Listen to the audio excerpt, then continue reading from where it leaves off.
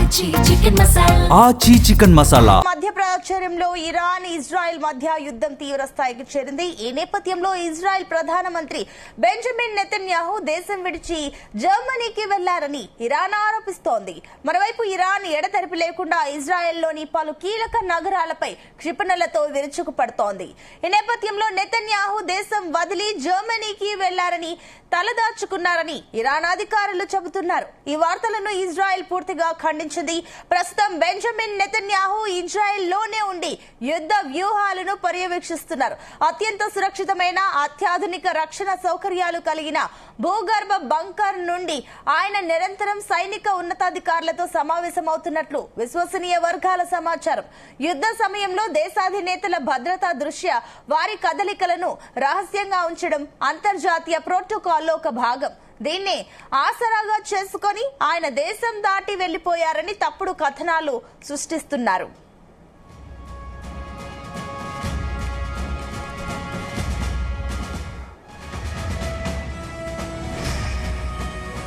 ప్రస్తుత పరిస్థితుల్లో నెతన్యాహు పారిపోవడం అనేది మాత్రం అసాధ్యం. ఎందుకంటే ఆయన ఆపరేషన్ రోరింగ్ లయన్ పేరుతో ఇరాన్ పై భారీ దాడులను స్వయంగా నడిపిస్తున్నారు. తాజాగా ఆయన విడుదల చేసిన వీడియో సందేశాలు, అధికారిక ప్రకటనలు ఆయన ఇజ్రాయెల్ గడ్డపైనే ఉన్నారని ధృవీకరిస్తున్నాయి. ఇజ్రాయెల్ ప్రభుత్వం కూడా ఈ వార్తలను తీవ్రంగా ఖండించింది. ఒకవేళ ఇజ్రాయెల్ ప్రధాని నిజంగానే దేశాన్ని విడిచిపెట్టాల్సి వస్తే అది అంతర్జాతీయంగా పెను సంచలనానికి దారి తీయనుంది. అంతర్జాతీయ రాజకీయాల్లో ఒక దేశాధినేతపై ఇటువంటి వదంతులు రావడం సమాచార యుద్ధంలో ఒక భాగం. శత్రు దేశం యొక్క ఆత్మవిశ్వాసాన్ని దెబ్బతీయడానికి, సైన్యంలో అయోమయాన్ని సృష్టించడానికి ఇరాన్ అనుకూల వర్గాలు ఇటువంటి తప్పుడు ప్రచారానికి తెరలేపాయని తెలుస్తోంది. ఇక ఇదే అంశానికి సంబంధించి మరిన్ని డీటెయిల్స్ మా చీఫ్ న్యూస్ కోఆర్డినేటర్ రాధాకృష్ణ అందిస్తారు. రాధాకృష్ణ. Good morning Sunitha. పశ్చిమాసియాలో పరిస్థితులు తీవ్రతరమైపోయాయి, ఉద్రిక్తంగా మారుతా ఉన్నాయి. 3 రోజులు కావస్తోంది. దాడులు భీకరంగా కొనసాగుతా ఉన్నాయి. ఇరాన్ పైన అమెరికా, ఇజ్రాయెల్ బలగాలు సంయుక్తంగా పెద్ద స్థాయిలో, తీవ్ర స్థాయిలో విరుచుకుపడుతున్నాయి.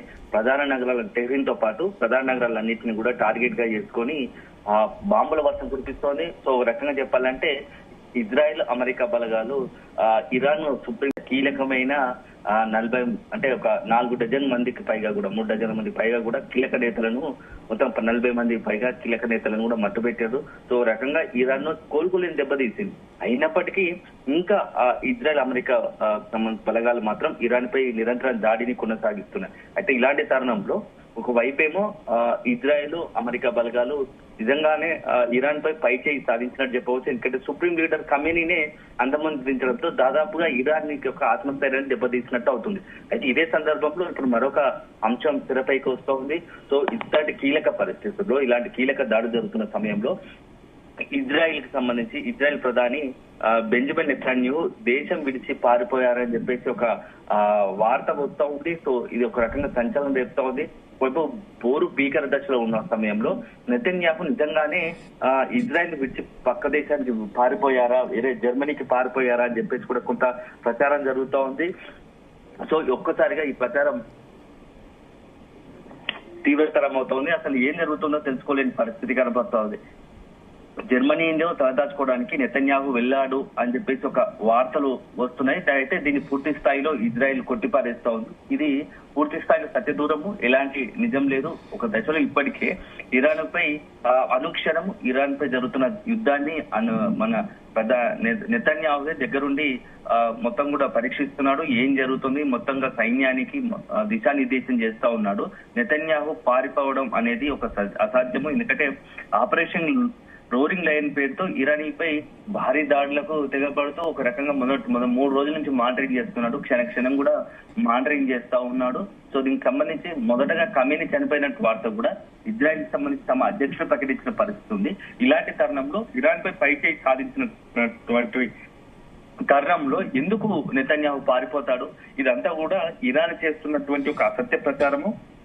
ఇది తమ సైన్యాన్ని ఆత్మవిశ్వాసం దెబ్బతీసే కుట్రలో భాగం తప్ప దీంట్లో ఎట్లాంటి పరిస్థితి లేదు. సాధారణంగా కూడా ఇప్పుడున్న పరిస్థితుల్లో నెతన్యాహు దేశం విడిచి పారిపోయే అవకాశం కూడా లేదు. ఎందుకంటే ఒక రకంగా చెప్పాలంటే సక్సెస్ అయిపోయింది. ఎందుకంటే ఇరాన్ పై చేయి సాధించిన పరిస్థితి. ఏ సందర్భంలో అయినా ఇంత కీలక సమయంలో దేశాధినేతలు ఎప్పుడు కూడా తమ ఆ భూభాగంలోని అత్యంత కీలకమైన అత్యంత సెక్యూరిటీతో కలిగినటువంటి బంకర్ లో తలదాచుకోవడం సహజం. చాలా సందర్భాల్లో చూసాం. గతంలో అంటే భారత్, పాకిస్తాన్ కావచ్చు, ఇతరత్ర దేశ సందర్భంలో కీలక నేతలు అక్కడ ఉన్నటువంటి ఆర్మీ చీఫ్ కావచ్చు, దేశ ప్రధానులు, అధ్యక్షులు అంతా కూడా బంకర్ లో సేఫ్ గా దాచుకున్న పరిస్థితి ఉంటుంది. సో ఇప్పుడు నెతన్యాహు కూడా ఒక కీలకమైన అండర్ గ్రౌండ్ లో ఉంటూ సైన్యానికి దిశానిర్దేశం చేస్తున్న పరిస్థితి. ఎవ్రీ మినిట్ కూడా చాలా క్రూషియల్ కాబట్టి మానిటరింగ్ చేస్తున్న పరిస్థితి. సో అంత ఈజీగా, ఎందుకంటే ఒకవైపు అట్లాంటిదే జరిగితే ఖచ్చితంగా నెతన్యాహు దేశం విడిచి పారిపోయాడు అనుకుంటే అట్లాంటి పరిస్థితి వస్తే సైన్యం కూడా ఆత్మవిశ్వాసం దెబ్బతింటుంది. ఎందుకంటే ఆ సమాచారం సైన్యానికి కూడా ఉంటుంది కాబట్టి ఇది అంతా కూడా ప్రచారమే అని చెప్పేసి తెలుస్తా ఉంది. గతంలో చాలా సందర్భాల్లో చూసాం. ఏదైనా ఒక దేశానికి సంబంధించి యుద్ధ సమయంలో కొంత వెనుకబాటు లేకుంటే దెబ్బ పడుతుంది, దెబ్బ తిన్నామని తెలిసిన తర్వాత అట్లాంటి సందర్భంలో పారిపోయిన పరిస్థితులు ఉండొచ్చు. కానీ ఇట్లాంటి సమయంలో, కీలక సమయంలో ఏ దేశాధ్యక్షుడు కూడా ఆ దేశం విడిచి పారిపోయే పరిస్థితి లేదు. సో మొత్తంగా మాత్రం ఇప్పుడు నెతన్యాహు సంబంధించి వస్తున్న వార్త మాత్రం కొంత సంచలనంగా మారింది. నిజంగానే నెతన్యాహు దేశం విడిచి పారిపోయారా అనే ఒక అనుమానాలు కూడా సొంత దేశంలోనే కలుగుతున్నాయి. ఎందుకంటే ఖమేనీ మృతితో ఖమేనీని అటాక్ చేసి ఖమేనీని అంతమొందించిన తర్వాత ఇరాన్ ఖచ్చితంగా నెతన్యాహు టార్గెట్ కి అనేకమైన దాడులు చేసే అవకాశం ఉంటుంది విత్ ఇన్ ద. సో మొత్తంగా ఈ ఉద్దేశంతో కూడా ఒకవేళ నెతన్యాహు కొంత హై సెక్యూరిటీ జోన్ లో అత్యంత కీలకమైన పటిష్టమైన భద్రతలో అండర్ గ్రౌండ్ లో తలదాపుకొని ఉండొచ్చు. సో కొంత అండర్ గ్రౌండ్ లో ఉండడం వల్ల అతను దేశం విడిచి పారిపోయారనే ఒక సమాచారం, ఏదైతే ప్రచారం జరిగి ఉండొచ్చు అనేది ఒక వార్త బయటకు వస్తుంది. సో అంటే అక్కడ ఉన్నటువంటి ఇజ్రాయెల్ మీడియా చెప్తున్న ప్రకారం మొత్తంగా భద్రత దృష్ట్యా కొంత అండర్ గ్రౌండ్ లో ఉన్నారు. సో రహస్యంగా వాళ్ళకి సంబంధించిన కదలికలు పూర్తి స్థాయిలో చాలా అత్యంత సీక్రెట్ గా ఉంచుతారు. సో అంతర్జాతీయ ప్రోటోకాల్ లో భాగంగా దీన్ని ఆసరాగా చేసుకొని అతడు ప్రస్తుతం అండర్ గ్రౌండ్ ఉన్న నేపథ్యంలో ఇట్లాంటి విషయం బయటకు పొక్కి ఉండొచ్చు అని చెప్పేసి కూడా ఇజ్రాయెల్ చెప్తున్న పరిస్థితి. ఇది పూర్తిగా తప్పుడు కథనాలు, తప్పుడు వార్తలు అని చెప్పేసి కూడా కొట్టిపారుస్తుంది. సో మొత్తంగా అయితే ఇరాన్, ఇజ్రాయెల్ సంబంధించి యుద్ధం మాత్రం ఇది రాబోయే 3-4 రోజులు అత్యంత కీలకంగా ఉన్నాయి. ఎందుకంటే ఖమేనీని అంతమొందించడంతో, ఖమేనీ మృతితో ఇరాన్ తీవ్ర ప్రతీకారంగా దాడులను చేయాలని డిసైడ్ అయింది. సో ఒక రకంగా ఆ ప్రతీకారంతో, ఆగ్రహంతో ఉంది. ఖమేనీకి మృతికి ఖచ్చితంగా ఒక రకంగా దానికి ప్రతీకారంగా దాడులు దిగి ఎట్లాగైనా దానికి సంబంధించి తెలుసుకోవాల్సిందే, ఇజ్రాయెల్ సంగతి తేల్చాల్సిందే అనే ఒక సీరియస్ యాక్షన్ తీసుకునే అవకాశం ఉంటుంది. సో దీని వల్ల ఇటు ఇరాన్ కు మద్దతు కూడా కొంత లెబనాన్ వంటి దేశాలు కూడా కలిసి వచ్చే అవకాశం ఉంటుంది. ఈ నేపథ్యంలో కొంత పరిస్థితులు మాత్రం రాబోయే 3-4 రోజులు అత్యంత కీలకం. ఒక వైపు ఏమో ట్రంప్ ఇరాన్ తలొగ్గింది, ఇరాన్ చర్చలకు సిద్ధమని చెప్పి ప్రకటిస్తున్నప్పటికీ అదే సందర్భంలో చాలా ద్వంద్వంగా 2 రకాల వాదన ట్రంప్ వినిపిస్తున్నాడు. మరొక వారం రోజుల పాటు యుద్ధం కొనసాగే అవకాశం ఉందంటున్నాడు. అదే సందర్భంలో ఇరాన్ చర్చలకు తనకు సిద్ధంగా ఉందని చెప్పేసి ఒక మెసేజ్ పాస్ చేసినట్టున్నారు. అంటేనే కొంత ఇవంతా కూడా డిప్లొమాటిక్ గా మాట్లాడుతున్న నేపథ్యంలో ఈ యుద్ధం అనేది రాబోయే 2-3 రోజులు అత్యంత కీలకంగా మారబోతోంది. ఇరాన్ మాత్రం ఎక్కడ కూడా తలొగ్గొద్దు, చివరి నిమిషం వరకు కూడా తమ వంతుగా పోరాడాల్సిందే. ఎందుకంటే అత్యంత కీలకమైన తమ నేతను కోల్పోయాం. ఇలాంటి సమయంలో నేతను కోల్పోయాక చేతులు ఎత్తేస్తే బాగుండదు. ఖచ్చితంగా తమ ప్రతీకారంగా ఏదో రకంగా దాడులు కొనసాగించాల్సిందే. ఎందుకంటే ఈ రోజు రేపో ఖమేనీ వారసుగా ప్రకటిస్తారు. సో ఖమేనీ వారసును ప్రకటించిన తర్వాత అతని ఆధ్వర్యంలోనే ఈ యొక్క యుద్ధం కొనసాగే అవకాశాలు కనబడుతూ ఉన్నాయి. సో అల్టిమేట్ గా మాత్రం ఇప్పుడున్న పరిస్థితుల్లో రాబోయే 3-4 రోజులు చాలా అత్యంత కీలకం అని చెప్పవచ్చు. సో ఈ నేపథ్యంలో ఇప్పుడు కాకపోతే నెతన్యాహు విషయంలో చాలా అక్కడ ఉన్నటువంటి సెక్యూరిటీ కూడా ఇజ్రాయెల్ సంబంధించి అత్యంత కీలకంగా అతనికి సెక్యూరిటీని విధిస్తూ అత్యంత చాలా రహస్యమైన ప్రదేశంలో ఉంచినట్టుగా తెలుస్తా ఉంది. సో మొత్తంగా అయితే ఇప్పుడున్న పరిస్థితుల్లో మాత్రం నెతన్యాహు దేశం విడిచి పారిపోలేదు. అతను వితిన్ ద ఇజ్రాయెల్ లోనే ఒక బంకర్ లో చాలా సేఫ్టీ జోన్ లో తలదాచుకుని అక్కడి నుంచే యుద్ధానికి సంబంధించి ఎప్పటికప్పుడు మానిటరింగ్ చేస్తున్నారని చెప్పేసి ఇటు ఇజ్రాయెల్ చెప్తున్న పరిస్థితి కనపడతా ఉంది. అయితే రాధాకృష్ణ, మరొక అటు ట్రంప్ వ్యాఖ్యలు చేస్తున్న సందర్భంలోనే అటు నిజంగానే ఇరాన్ చర్చలకు సిద్ధంగా ఉందా? అండ్ అదేవిధంగా ఇతర ప్రపంచ దేశాలు కానీ ఈ యుద్ధాన్ని ఆపడానికి ఏమైనా ప్రయత్నాలు చేస్తున్నాయా?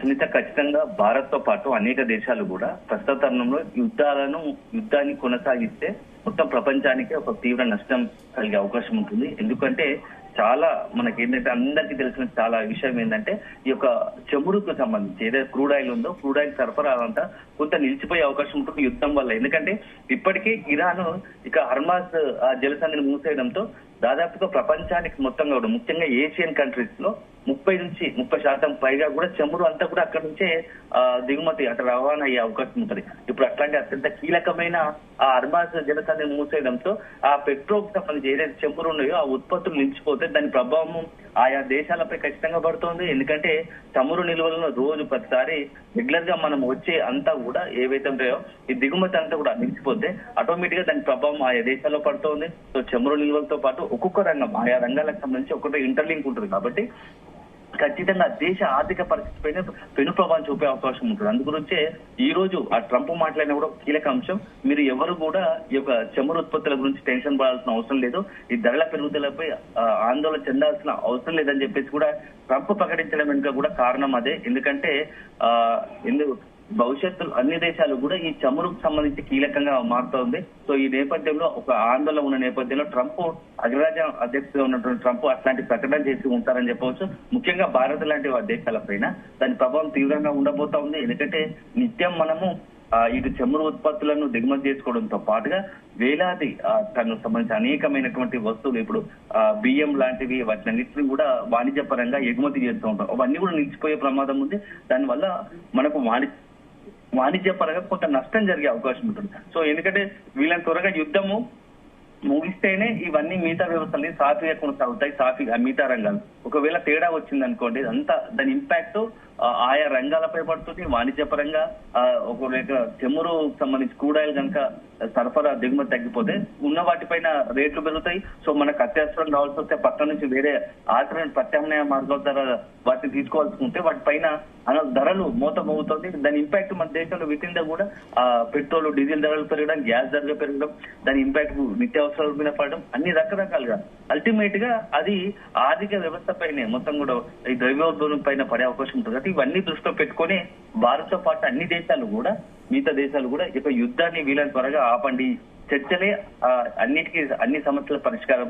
యుద్ధం చేయాలనుకుంటే 2 నిమిషాల యుద్ధం ఒకవేళ కొనసాగిస్తే దాని అల్టిమేట్ గా భవిష్యత్తులో దానికి సంబంధించి అత్యంత తీవ్ర పరిణామాలు ఎదుర్కోవాల్సి వస్తుంది. కాబట్టి అందరూ కూడా పెద్ద మనసు చేసుకొని ఈ యొక్క యుద్ధాన్ని ఆపితేనే బాగుంటుంది అని చెప్పేసి కూడా ఇటు భారత్ తో పాటు అన్ని దేశాలు చెప్తున్నాయి. సీరియస్ గా నిన్న రాత్రి పొద్దుపోయాక నివాసంలో ఈ యుద్ధానికి పరిణామాలకు సంబంధించి రక్షణ శాఖ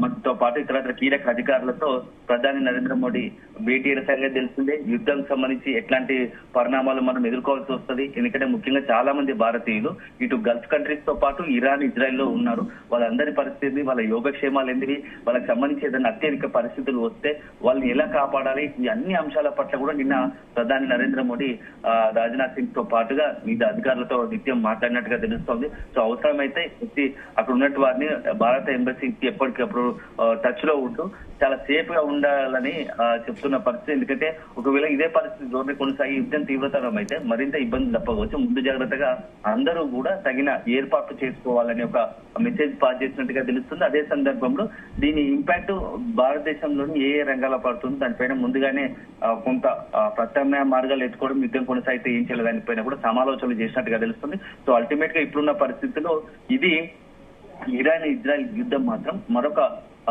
వారం 10 రోజులు కొనసాగే అవకాశాలు ఉన్నాయి. ఎందుకంటే ఇప్పుడు ఈ రోజు రేపు ఇరాన్ సంబంధించి ఖమేనీ వారసుడు వస్తే అతని ఆలోచన ఎట్లా ఉంటుంది, అతని పంత ఎట్లా ఉంటుంది, ఇజ్రాయెల్ అమెరికా దారిని ఎలా ఎదుర్కోవాలి అనే దానిపైన కూడా వాళ్ళ వ్యూహాలు వాళ్ళకు ఉంటాయి. కాబట్టి సో అల్టిమేట్ గా ఈ పరిస్థితి రాబోయే 3 రోజులు అత్యంత కీలకంగా మనం భావించాల్సి వస్తుంది. ఆ తర్వాతే ఏదైనా, ఎందుకంటే దానికి సంబంధించి ఒక వారం రోజులు కనుక యుద్ధం ఇలా కొనసాగితే ఖచ్చితంగా దాని ఇంపాక్ట్ భారత్ తో పాటు అనేక దేశాల మీద పడుతుంది. ఎందుకంటే ఇప్పటికే ఈ స్టాక్ మార్కెట్లకు సంబంధించి అంతర్జాతీయ స్టాక్ మార్కెట్ల పైన పెను ప్రభావం చూపుతా ఉంది. ఎక్కడికక్కడ స్టాక్ మార్కెట్ కూడా కొంత నష్టాల్లో పూర్తిపోయే పరిస్థితి కనబడతా ఉంది.